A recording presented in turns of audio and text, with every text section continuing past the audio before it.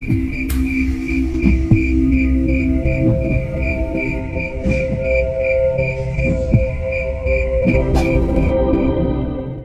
sisi lain, hembusan angin pagi bersama matahari yang sudah perlahan meninggi itu sama sekali tidak membawa kehangatan. Sinar yang memancar ke arah hamparan kebun teh Carangka Puncak Wangi tetap saja memberikan udara dingin, termasuk bayangan kendaraan roda 2 yang sedang melintasi tanjakan curam dengan jalan yang berlubang akan segera sampai di tempat yang sudah dijanjikan. Itu tidak salah lagi, hanya ada satu warung, bisik hati Gama setelah mengirimkan pesan kepada Budi sebelumnya. Tepat ketika kendaraan roda 2 yang Gama kendarai berhenti di depan warung, ia hanya melihat beberapa pekerja kebun teh yang sedang lahap makan, tidak mengundang kecurigaan yang dicemaskan Budi sebelumnya. "Maaf Kang, orang baru ya kesini. Mau makan apa minum?" tanya suara kakek tua yang menghampiri Gama. "Minum saja kek, boleh? Air teh hangat." "Iya benar, baru pertama saya kesini. Diutus atasan saya di pekerjaan untuk melihat lahan kebun kek," jawab Gama sambil tersenyum, membenarkan perlahan tas yang berada di punggungnya. Terasa pegal setelah melakukan perjalanan cukup kencang setelah memacu kendaraan roda 2-nya sejak matahari belum terbit. "Pantas saja. Memang sudah mau habis. Dengar-dengar kontraknya dengan Nikanti yang punya lahan," sahut salah satu pekerja kebun teh yang sedang menghisap rokok. Gama hanya tersenyum sambil menganggukkan kepala. Kemudian duduk di salah satu kursi bersebelahan dengan seorang lelaki bertubuh kekar yang sedari tadi Gama masuk ke dalam warung tersebut memperhatikan menggunakan ujung matanya itu. Hisapan rokok lelaki bertubuh kekar itu Gama lihat seperti sedang memikirkan sesuatu. Kedua pahanya terus bergerak dan beberapa kali membenarkan posisi golok yang menempel di pinggangnya. "Gam, Amang sudah berada di pasar. Mudah-mudahan tidak sulit menemukan Mbah Pepen yang kamu sebut itu bapak angkatnya Nurwangi. Pastikan kamu memberikan kabar lagi kepada Amang dan Ki Dudu ya."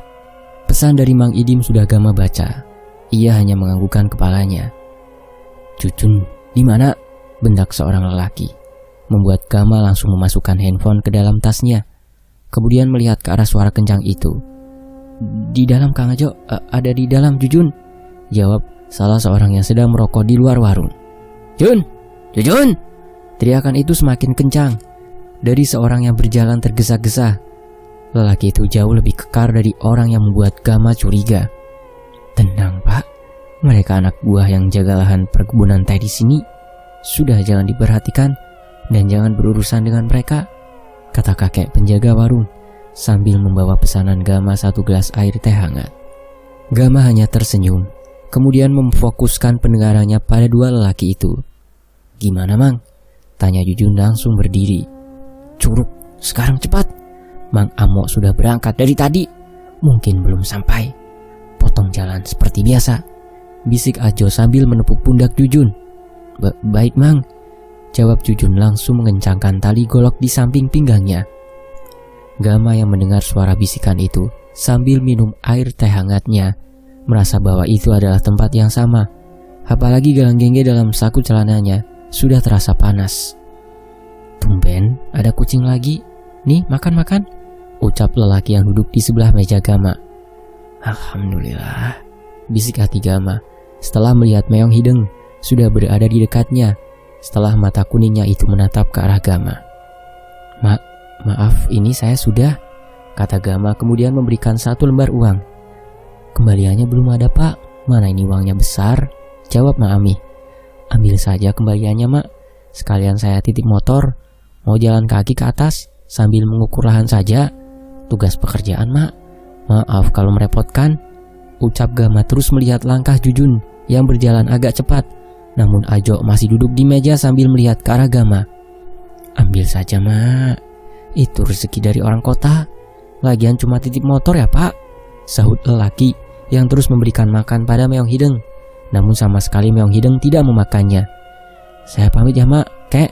Nanti siang atau sore kembali," ucap Gama sambil tersenyum setelah melihat langkah kaki Jujun semakin jauh. "Enak kalau orang kota itu sopan dan murah senyum seperti orang barusan ya Mak," kata kakek tua. "Siapa barusan Mak Ami?" Tanya Ajo sambil berdiri. Kerja lihat lahan. Barusan mak dengar ketika bicara dengan kakek, katanya mau habis kontrak di tanah Nikanti, Jo. Apa benar? Jawab Ami. Oh, pantas saja. Iya benar mak, mau habis nanti dikelola Mang Amok semuanya, penerus Nikanti, jawab Ajo. Namun pandangannya terus saja melihat Gama yang berjalan semakin jauh mengikuti langkah Jujun. Lah, jadi orang kaya kamu, Jo, sebentar lagi, apalagi Mang Amok, ucap kakek tua sambil tersenyum. Ajo hanya tersenyum bangga. Apa yang diucapkan Kek Badrun akan segera terwujud, apalagi ia sudah mengetahui bahwa Mang Amo sedang melakukan langkah-langkah penting atas perintah Nikanti. Setelah mengetahui Nurwangi dan suaminya, juga dua temannya itu sedang dibawa ke Curug Bentang dan memerintah Jujun untuk berjaga di belakangnya. Sementara itu, Gama terus saja mengikuti langkah Jujun yang kini berjalan semakin cepat. Jalanan sedikit menanjak, kemudian tiba-tiba Jujun berbelok, tidak mengikuti arah jalanan aspal berlubang yang Gama yakini menuju arah rumah Nikanti. Curug, ke arah curug, benar, bisik hati Gama. Sudah mendengar beberapa kali suara derasnya air sungai. Kini Gama berjalan menginjak tanah dan dedaunan, bukan jalan yang biasa dilalui banyak orang. Sesekali terus saja ia memperhatikan sekitar hutan yang ia masuki, berusaha menjaga jarak dengan langkah Jujun yang semakin cepat. Ini mengelilingi kebun, berarti arah rumah Nikanti di sana, bisik hati Gama, memastikan keberadaannya sambil mencari jalan darurat yang nantinya bisa ia gunakan dalam kondisi mendesak. Sementara itu, golok di pinggang Jujun sudah beberapa kali menebas daunan tinggi. Semakin masuk ke dalam hutan, yang Gama semakin rasakan tidak pernah ada yang masuk ke hutan ini. Carangkawangi, ucap Gama mengingat nama sebuah hutan yang sebelumnya Ki Dudui katakan.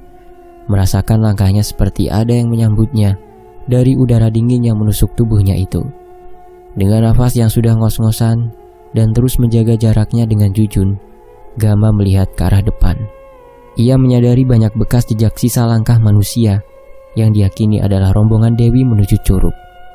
Di belakang berarti kebun teh, dan Budi ada di sekitar sini juga, ucap Gama sambil melihat ke belakang, menemui bekas jejak langkah yang sama. Apalagi kini hutan sudah dipenuhi cahaya dari matahari yang perlahan meninggi, membuat Gama langsung mempercepat langkahnya. Perlahan dan sesekali berjalan di antara pohon-pohon menjaga jarak dengan Jujun. Tidak ingin ia berbalik badan dengan tiba-tiba.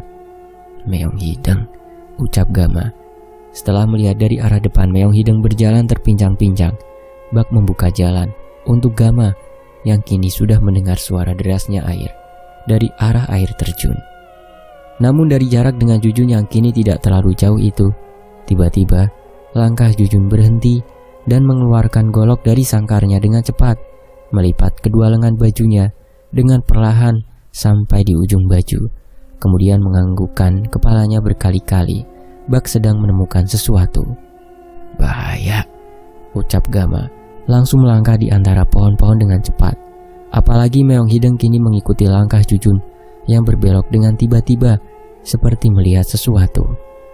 Gama sudah tidak lagi mengindahkan posisinya, mengikuti langkah Jujun yang sedari tadi penuh kehati-hatian itu. Ia lebih memilih menerobos halangan tumbuhan tinggi hampir menutupi tubuhnya, agar satu lurusan dengan langkah Jujun yang semakin cepat. Di antara celah tumbuh-tumbuhan tinggi dan satu pohon yang bisa menutupi tubuhnya, Gama sudah melihat Jujun sudah menaruh lengan kekarnya di leher seseorang. Ditariknya sekuat tenaga hingga kuncian lengannya itu terlihat semakin kuat. Budi, ucap Gama sangat kaget. Tidak menyangka rambut gondrong yang pertama kali ia lihat itu sedang berusaha melepaskan cengkraman kuncian Jujun pada lehernya, membuat ia melangkah dengan tergesa-gesa untuk semakin mendekat, berbarengan dengan golok yang berada di tangan Jujun sudah berada tepat di leher Budi. Meong Hideng yang sudah hampir dekat berada di belakang tubuh Jujun, menoleh ke arah Gama dengan mata kuningnya yang sayu. Sekarang, bisik Gama sambil memejamkan matanya, melihat Budi sudah tidak bergerak sama sekali karena tidak ingin ujung golok tajam itu bersentuhan dengan kulitnya. Bruk, bruk, bruk. 3 kali hentakan kaki kanan Gama pada tanah memberikan perintah agar Meong Hideng bergerak dan membuat kedua mata kuning Meong Hideng itu menatap punggung Jujun dengan tajam. Bak akan segera menerkamnya. Meong Hideng yang berjalan terpincang-pincang di antara dedaunan itu mengeluarkan suara sangat kencang, sek sek sek, hingga membuat Jujun berbalik badan. "Kucing hitam!" ucap Jujun menolehkan kepalanya ke belakang. Ia melihat tubuh Meong Hideng yang berjalan mendekat ke arahnya itu semakin membesar sambil mengeluarkan suara auman bak harimau, membuat Jujun terkesima ketika melihat ke arah kaki Meong Hideng yang mempunyai cakar semakin memanjang. Begitu juga dengan Budi yang menoleh sama dengan Jujun. Namun Budi setelah melihat Meong Hideng semakin mendekat, itu yakin bahwa Gama berada dekat dengannya, membuat matanya tertuju pada satu pohon di samping. "Sekarang Budi!" ucap Gama hanya menggerakkan mulutnya itu. Budi sudah merasakan kuncian lengan kekar Jujun semakin melemah akibat terkesima pada Meong Hideng. Satu kali gerakan siku kanan Budi tepat mengarah di perut Jujun, tepat di bagian ulu hati, hingga membuat Jujun menunduk. "Ah!" ucap Jujun sambil melihat ke arah Budi. Tubuhnya seketika lemas. Pukulan Budi di bagian perut membuat urat-urat di tubuhnya seketika tidak bertenaga. Budi dengan perlahan mengangkat kepala Jujun dengan perlahan. Satu kali pukulan sekuat tenaga Budi dari arah dagu Jujun melayang dengan kencang hingga mengenai hidung Jujun, membuat darah seketika keluar dari mulut dan hidungnya, hingga pandangan mata Jujun perlahan menjadi buyar, membuat tubuhnya hanya bersujud di hadapan Budi. "Bangun!" ucap Budi dengan sangat dingin, menarik tubuh Jujun berdiri hingga Budi berjalan perlahan menuju arah belakang tubuh Jujun sambil membenarkan rambut gondrongnya yang sudah berantakan. "Aku ajari caranya membuat orang tidak bergerak tanpa harus menggunakan golok," bisik Budi di dekat telinga Jujun, bak membalaskan ucapan Jujun sebelumnya yang akan menggorok Budi hidup-hidup. Tubuh Jujun seketika berontak ketika lengan Budi mengunci lehernya jauh lebih kuat. "Cukup, Bud!" ucap Gama sambil berjalan mendekat, membuat Budi dan Meong Hideng melihat ke arahnya dengan bersamaan. "Agar tidur nyenyak saja di hutan ini, Gam. Maaf," ucap Budi langsung mengunci leher Jujun jauh lebih kuat hingga kedua kaki Jujun tidak lagi menyentuh tanah. Seketika Budi melepaskan kunciannya ketika tubuh Jujun sudah lemas dan matanya terpejam, membuat Gama cukup tenang. Orang itu masih bernyawa di tangan Budi. Malah satu kali pukulan Budi tepat di belakang leher Jujun jauh lebih keras, membuat kepalanya terpental di atas tanah. Kaki Budi seketika akan menginjak kepala Jujun agar menembus tanah. "Cukup, Bud!" bentak Gama, membuat Budi langsung terdiam dan menundukkan kepalanya. "Sudah cukup, Bud, cukup. Bisa hancur kepala orang itu," ucap Gama menepuk pundak Budi, membuat nafas Budi yang sudah ngos-ngosan sedari itu perlahan tenang. Maaf Gam, satu kali lagi saja, biar dia merasakan luka Yana, anak Ki Surya," ucap Budi sambil menunduk. Kemudian dengan cepat mengambil golok yang tergeletak di sebelah tubuh Jujun. Sret! Baru saja mulut Jujun akan terbuka, Budi menutupnya dengan kencang. Setelah ujung tajam golok itu mendarat tepat di bagian betis Jujun hingga memancarkan darah, tepat seperti luka yang ada di kaki Mang Yana. "Biarkan binatang di dalam hutan ini memakannya hidup-hidup. Darahnya akan mengundang binatang buas, Gam. Dia akan sadar ketika sore dan tidak akan bisa jalan, kecuali merangkak jauh hingga keluar dari hutan ini," ucap Budi dengan dingin, membuat Gama hanya menggelengkan kepalanya saja. "Baik Bud, aku paham. Dewi mana?" ucap Gama sambil mengelap keringat yang sudah membanjiri wajahnya. Kepala Budi yang masih menunduk hanya bergerak ke arah suara air terjun, membuat Gama langsung melangkah mendekat. "Biar aku habisi sekarang si Amok itu, Gam," bisik Budi perlahan, langsung bergerak tangannya itu ke arah belakang punggung untuk mengeluarkan pisau andalannya, namun kalah cepat dengan tangan Gama yang langsung segera menahannya. Di sisi lain, dari arah dekat sungai yang sebelumnya digunakan Nurwangi, Rudi Dewi dan Zian makan itu, Mang Amo masih berdiri, berjalan mendekat ke arah mereka berempat yang masih dalam kondisi merangkak. Setiap gerakan Mang Amo membuat mata mereka mengikutinya, bak perintah dari sang tuan kepada budaknya. Mereka semua sudah dirasuki, Gam.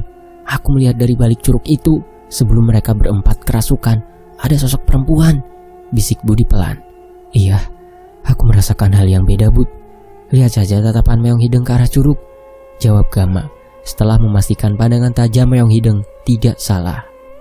Hati dan perasaan Gama terus berkecamuk manakala melihat Mang Amo dengan cepat mengusap kepala Nurwangi dengan kencang. Seketika membuat tubuh Nurwangi bangun.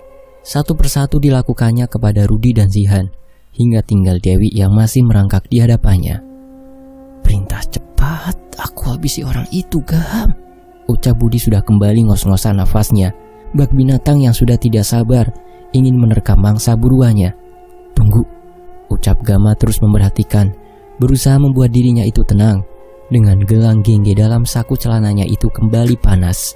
Dengan perlahan, Mang Amo seperti mencium tubuh Dewi dari dekat. Mata Mang Amo yang sudah merah sedari tadi itu menjadi hitam semuanya. Ujung hidungnya terus mencium tubuh Dewi dari punggung menuju kepalanya yang masih merangkak. "Gam, cepat perintah!" bentak Budi semakin tidak tega melihat perlakuan Mang Amo kepada Dewi. "Diam dulu, Bud. Jika kita bergerak, orang itu akan menghabisi semuanya dengan mudah. Lihat itu, di balik air terjun," kata Gama. Sudah melihat dari balik kuyuran air terjun itu terdapat seseorang perempuan dengan rambut panjangnya yang menyentuh bebatuan, mengenakan pakaian khas kerajaan. Selendangnya terurai panjang. Siapa itu, Gam?" tanya Budi semakin penasaran. "Makhluk yang merasuki Mang Amo berasal dari perintahnya. Pagi saja kejadiannya sudah seperti ini, malam akan lebih buruk, Bud. Bersiap. Kita laksanakan pesan Ki Dudui saja," ucap Gama perlahan, melawan rasa sakit hatinya ketika istri tercinta diperlakukan seperti itu. Hanya tidak ingin ada pertumpahan nyawa lebih awal. Mang Amo seperti berbicara kepada Nurwangi yang sudah berdiri di sebelah Rudi dan Zihan yang masih belum sadarkan diri dengan kepalanya yang masih menunduk. Tiba-tiba Nurwangi kembali berjongkok berbarengan melakukan hal sama dengan Mang Amo, mencium tubuh Dewi, mengenduskan hidungnya dekat tubuh Dewi yang matanya sayu itu. "Ah!"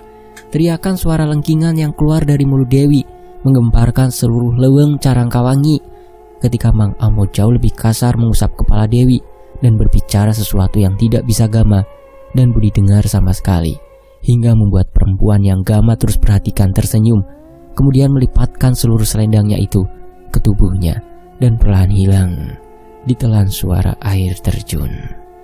"Tahan, belum waktunya," bisik Gama kemudian mengelus kepala Meong Hideng dengan perlahan yang sedari tadi sudah mengusapkan kepalanya pada kaki Gama itu. "Akan aku habisi, Gam. Akan aku habisi. Akan aku habisi," ucap Budi dengan dengkuran nafasnya semakin kencang. "Habisi setelah aku perintah. Paham?" ucap Gama dengan tegas, sambil melihat Dewi, Zihan, Nurwangi, dan Rudi berjalan perlahan mengikuti langkah Mang Amo yang Gama lihat memasukkan sesuatu dari kain yang dikeluarkan dari saku celananya itu.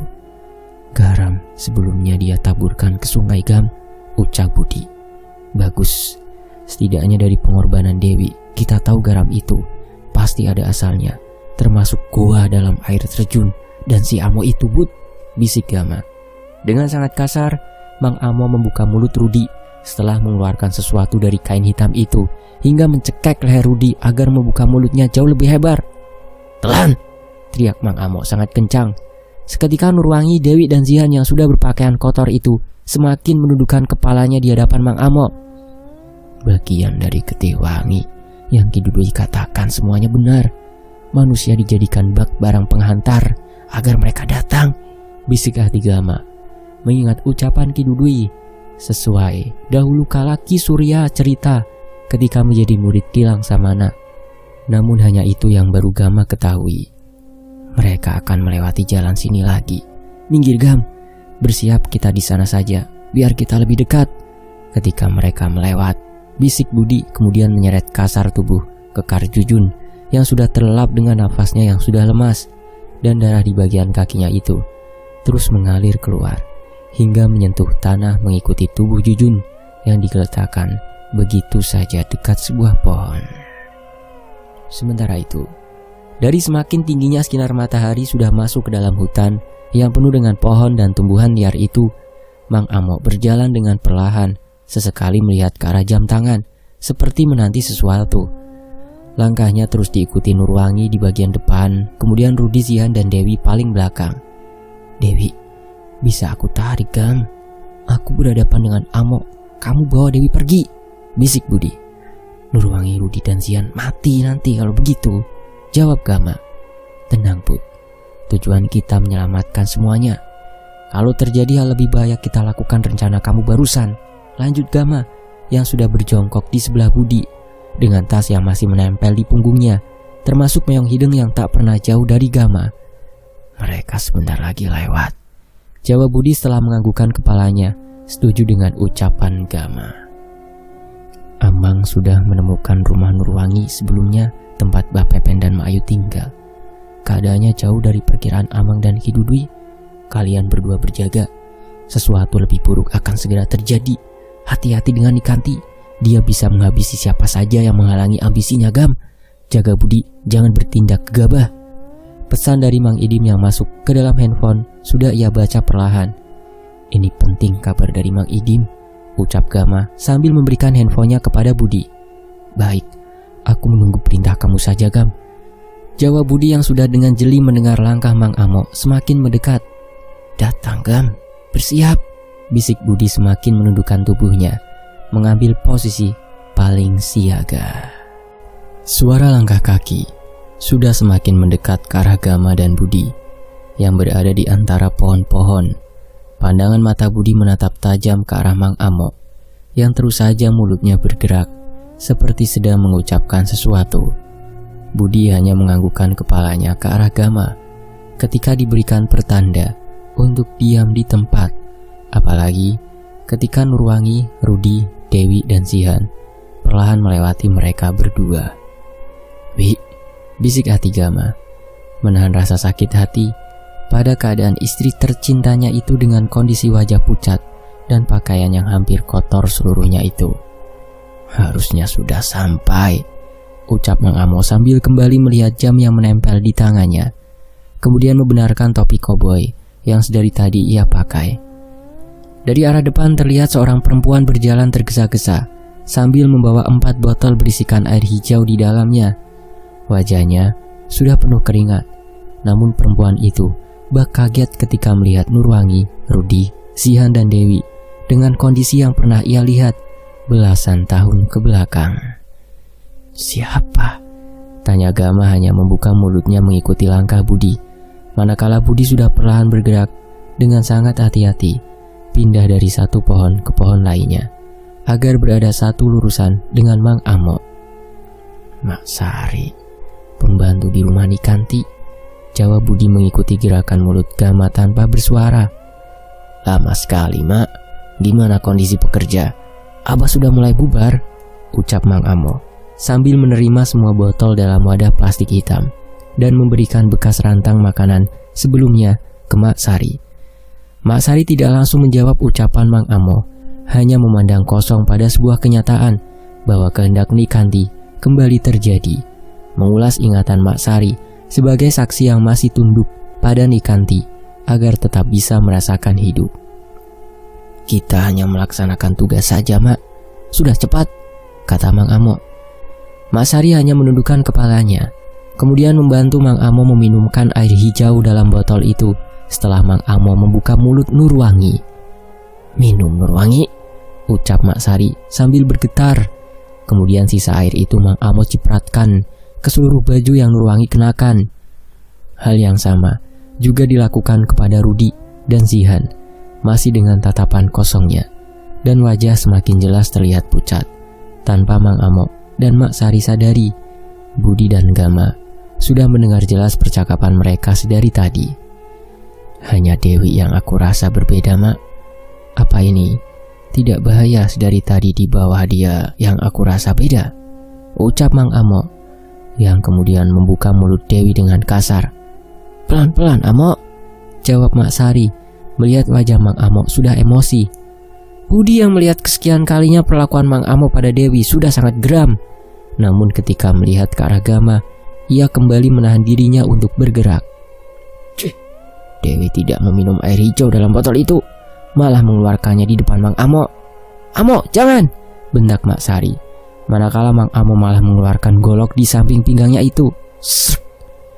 Terdengar suara gesekan langkah Budi yang bergerak ke arah Mang Amo. karena tidak ingin Dewi mati sia-sia. Tugas kita bawa mereka pulang ke rumah Nikanti, bukan kita yang harus menghabisinya, bentak Mak Sari. Kalian yang akan aku buat pulang selamanya. Tunggu saja waktunya, bisik hati Budi. Mang Amo yang mendengar gesekan langkah itu hanya mengabaikannya saja, karena ia menyangka bahwa itu adalah Jujun yang sedang mengawasinya sedari tadi. Dengan kesal, sisa air hijau dalam botol itu Mang Amo guyurkan ke arah kepala Dewi. Cepat jalan, bentak Mang Amo sangat kencang, membuat Nurwangi dengan perban di pergelangan tangannya yang sudah basah itu kembali melangkah, diikuti Rudi, Sihan, dan Dewi. Bawa ke rumah Nikanti cepat, Amo. Nikanti sudah menanti dari tadi, ucap Mak Sari berjalan paling belakang. Malah ia melihat beberapa tumbuhan tinggi itu bergerak dan melihat sedikit jelas rambut gondrong yang berjalan cepat di balik tumbuhan tinggi itu. Bukan Ajo atau Jujun, apa Amo tidak menyadarinya? Bisik hati Mak Sari cemas. Di sisi lain, Ki Dudui bilang ada satu sore menjelang waktu maghrib mereka akan datang yang memelihara Nikanti sejak lama. Hal itu diketahui dari coretan Kilang Samana tentang curug dan ujung kampung itu. Amang belum paham. Ki Dudui sedang mengingat semuanya kala itu berjumpa Ki Surya dan alasan tidak mau meninggalkan kampungnya. Cari tahu itu sebelum keadaan semakin buruk. Pesan dari Mang Idim kembali Gama baca, membuat dirinya memahami sesuatu yang harus ia lakukan dengan segera. Bud, mereka pekerja kebun teh, kenapa malah menundukkan kepalanya? Bisik Gama. Semua takut pada orang-orang Nikanti, dan mereka akan menyangka bahwa rombongan itu sudah bermain air saja di air terjun. Jawab Budi terus melangkah mengambil jalan samping, tidak menginjak lahan kebun teh. Dengan pakaian sekotor itu? Tanya Gama, terus memperhatikan kini langkah mereka berempat termasuk Dewi perlahan kembali normal di bawah terik matahari yang semakin meninggi setelah Mang Amo mengatakan sesuatu. Walaupun warga kampung dan pekerja melihat sesuatu yang aneh, mereka punya pilihan untuk diam daripada taruhannya adalah nyawa mereka, Gam, jawab Budi. Mang Amos ketika melemparkan senyum manakala melewati satu gubuk tua dan pohon besar di sampingnya. Begitu juga anggukan kepala Mak Sari, bak mengerti pertanda yang Mang Amo berikan. Semalam aku selamatkan Yana yang terkunci di sana setelah disiksa Jujun dan Ajo, nama orang-orang kepercayaan Amo. Kenyataannya anak Ki Surya berada di rumahnya, Gam. Kamu harus temui salah satu rumah gubuk di ujung sana. Yana ada di salah satu kamarnya. Amo masih berharap Jujun masih hidup dengan luka di kakinya itu barusan, Gam. Dan Ajo bakalan selamat, dan itu salah besar. Jika berjumpa dengan orang memakai kopiah hitam, itu Mang Ujang, aman dan berada di pihak kita, ucap Budi menjelaskan sambil menunjuk salah satu jalan. Pergi Bud, awasi mereka semua. Aku ke rumah Yana, cepat, ucap Gama dengan tegas setelah memahami apa yang Budi katakan karena tidak ingin sesuatu lebih buruk menimpa Dewi. Berjagalah di rumah Nikanti. Malam ini kita lihat apa yang terjadi, lanjut Gama sambil berjongkok dan mengusap kepala Meong Hideng. Budi dan Meong Hideng seketika bergerak menuju rumah Nikanti. Sementara Gama merasakan ada hal yang berbeda dari gubuk yang bertembokkan bilik itu, terutama pada pohon besar yang menarik perhatiannya. Sini, kemarilah mendekat. Suara dari arah gubuk yang mirip dengan perempuan itu sudah Gama dengar jelas setelah memejamkan matanya. Dari arah gubuk, terik siang saja sudah seperti ini. Tidak terbayang nanti malam akan seperti apa, bisik hati Gama. Kemudian berjalan dengan cepat ke arah jalan menuju ujung kampung yang sebelumnya Budi tunjuk untuk mencari rumah Mang Yana. Sebelum sampai ke ujung belakang rumah, Budi sudah menganggukkan kepalanya ke arah Gama, memberikan pertanda aman agar Gama bisa bergerak. Apalagi beberapa pekerja kebun teh akan segera menepi untuk beristirahat. Dengan langkah berusaha tidak menarik perhatian para pekerja kebun teh, Gama sudah melewati rumah nan besar milik Nikanti yang terlihat tidak terlalu jauh dari pandangan matanya itu. Seharusnya Budi sudah mengetahui seluk-beluk rumah Nikanti. Semoga Dewi kuat, bisik hati Gama menguatkan dirinya akan apa yang sudah menimpa istrinya itu sambil terus mengucapkan amalan dalam hatinya untuk keselamatan Dewi. Setelah beberapa orang menatap aneh ke arah Gama, namun ia hanya melemparkan senyum sambil menundukkan kepalanya sambil keluar dari hamparan kebun teh dan terus berjalan mengikuti jalan setapak bertanah merah agar sampai ke rumah Mang Yana. Hanya ada satu rumah, tepat ketika jalan setapak yang Gama injak itu hampir saja berganti dengan jalanan penuh batu kerikil, dan ia langsung disuguhkan rumah sederhana yang dikelilingi tumbuh-tumbuhan. Langkahnya langsung terhenti manakala melihat lelaki dengan kopiah hitam baru saja keluar dari rumah itu. Bersambung. Nantikan bagian berikutnya hanya di Fakta Sejarah. Demikianlah bagian 9 Getih Wangi dari Kuartipin di Fakta Sejarah. Saya pamit, terima kasih semuanya. Wassalamualaikum warahmatullahi wabarakatuh.